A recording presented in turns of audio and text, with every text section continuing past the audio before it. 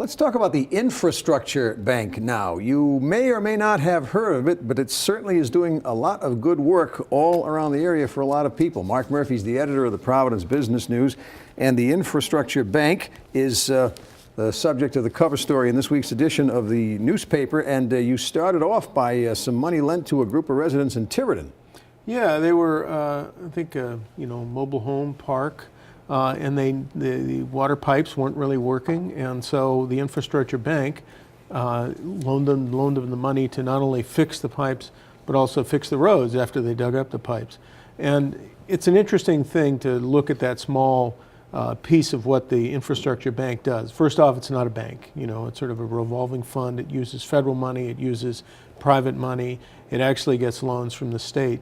But what it really is a way to support infrastructure upgrading and in some cases building new infrastructure. And infrastructure in this case, it started as clean water. It was designed to sort of to respond to the EPA's Clean Water Act. And in at least some cases, the loans are principal forgiveness loans.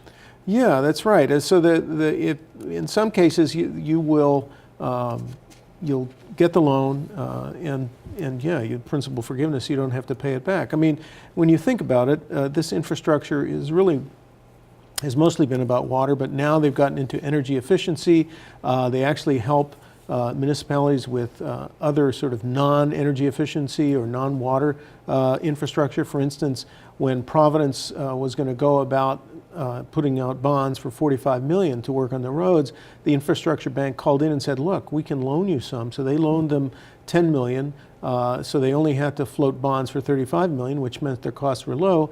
And the thing is, the Infrastructure Bank bundles all of these small loans, and so they are able to lower the costs, and so the cost savings they pass on to the municipalities. Now, do the loan processes have to begin with municipal officials asking the Infrastructure Bank to help people like residents in Tiverton, or can people like the residents in Tiverton go directly to that Infrastructure Bank? Both ways. I mean, and in the case of, like I said, in Providence, the Infrastructure Bank actually, when they saw the news, approached the city. How about that? It's been going on it's been in operation, I know, for a number of years. Well, 30 years, and over that time, it's $2.1 billion in total, but it's helped different municipalities in the hundreds of millions of dollars. Providence, Warwick, Cranston, East Providence.